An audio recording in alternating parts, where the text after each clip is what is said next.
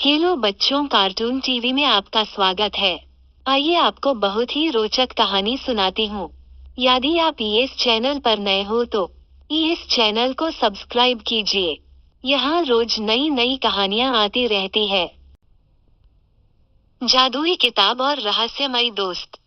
बहुत समय पहले एक छोटे से गांव में डुगू नाम का एक बच्चा रहता था। डुगू को कहानियों से बहुत प्यार था, लेकिन उसका सबसे बड़ा सपना था कि वह भी किसी जादुई दुनिया में जाए और कोई अद्भुत रोमांचक सफर करे। हर रात सोने से पहले वह आसमान की तरफ देखकर सोचता, काश मैं किसी जादुई दुनिया में जा पाता। एक दिन डुगू अपने दादा के पुराने अटारी स्टोर रूम में खेल रहा था। वहां धूल भरी अलमारियों और पुराने संदूकों के बीच उसे एक मोटी, चमचमाती किताब मिली। किताब के ऊपर सुनहरे अक्षरों में लिखा था, जादू का दरवाजा। डुगू ने उत्सुकता से किताब खोली, लेकिन अंदर कोई शब्द नहीं थे, सिर्फ खाली पन्ने। ये कैसी किताब है? डुगू बड़बड़ाया। तभी किताब से हल्की सी रोशनी निकलने लगी। डुगू डरकर पीछे हट गया, लेकिन फिर किताब खुद ब खुद बोलने लगी, तुम्हें जादू चाहिए, डुगू। डुगू ने चौंकते हुए कहा, तुम बोल सकती हो। हाँ, मैं एक जादुई किताब हूँ। लेकिन तुम्हें मेरी शक्ति का इस्तेमाल करने के लिए एक परीक्षा पास करनी होगी। कौन सी परीक्षा? डुगू ने उत्सुकता से पूछा। तुम्हें साहस, बुद्धिमानी और दिल की सच्चाई का प्रमाण देना होगा। अगर तुम सफल हुए, तो मैं तुम्हें जादुई दुनिया के दरवाजे तक ले जाऊंगी। लेकिन अगर असफल हुए, तो मैं हमेशा के लिए बंद हो जाऊंगी। क्या तुम तैयार हो? डुगू ने बिना सोचे समझे हामी भर दी। किताब की रोशनी और तेज हो गई, और अचानक डुगू के चारों ओर सब कुछ घूमने लगा। जब उसने आंखें खोली, तो वह एक घने, सुनहरे जंगल में था। वहां पेड़ों पर चमकती रोशनी थी, जैसे तारे पेड़ों पर अटक गए हों।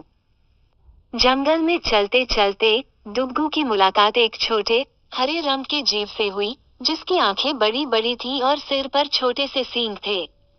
तुम कौन हो? डुगू ने पूछा। मैं फीनू हूँ, इस जादुई जंगल का रक्षक। अगर तुम यहाँ हो, तो तुम्हें जरूर किताब ने भेजा होगा। क्या तुम रहस्यमयी हार की तलाश में हो? रहस्यमयी हार? डुगू ने हैरानी से पूछा। हाँ, फीनू ने कहा। यह हार इस दुनिया की सारी जादुई शक्तियों को नियंत्रित करता है। लेकिन इसे पाना आसान नहीं है। रास्ते में तुम्हें पहेलियां सुलझानी होंगी और अपने डर का सामना करना होगा। मैं तुम्हारी मदद करूंगा, लेकिन असली परीक्षा तुम्हारी होगी। डुगू और फीनू ने सफर शुरू किया। पहले पड़ाव पर उन्हें एक विशाल झरने का सामना करना पड़ा। झरने के पास एक पत्थर पर लिखा था, जिसे पार करना है ये झरना, वह पहले सच्चाई की चाबी ढूंढे। डुगू ने इधर उधर देखा और झरने के पास एक चमकती हुई छोटी सी बॉक्स देखी। लेकिन बॉक्स को खोलने के लिए 3 ताले थे। फीनू ने कहा, यहाँ आसपास कहीं 3 सवाल होंगे।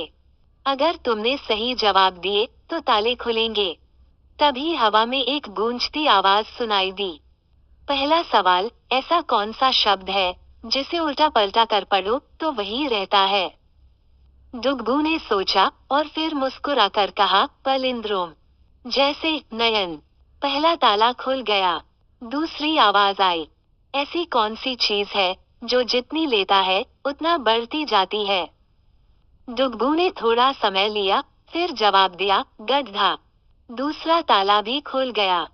अब तीसरी और आखिरी आवाज आई, ऐसा कौन सा सवाल है, जिसका जवाब हमेशा अलग होता है? डुगू ने मुस्कुराते हुए कहा, घड़ी का समय। तीसरा ताला भी खुल गया, और बॉक्स खुलते ही एक सुनहरी चाबी बाहर आ गई। डुगू ने चाबी को झरने के पास लगे एक पत्थर में घुमाया, और झरना 2 हिस्सों में बंट गया, जिससे एक गुप्त रास्ता दिखने लगा। नील और फीनू ने उस रास्ते पर कदम रखा। रास्ते के आखिर में एक बड़ा सा कमरा था, जहां बीच में रहस्यमय हार हवा में तैर रहा था। लेकिन जैसे ही नील ने उसे उठाने की कोशिश की, एक काली छाया प्रकट हुई। तुमने यहाँ तक पहुँचने की हिम्मत की, बच्चे। छाया गूंजी। यह हार किसी साधारण इंसान के लिए नहीं है। बताओ, तुम इसका क्या करोगे?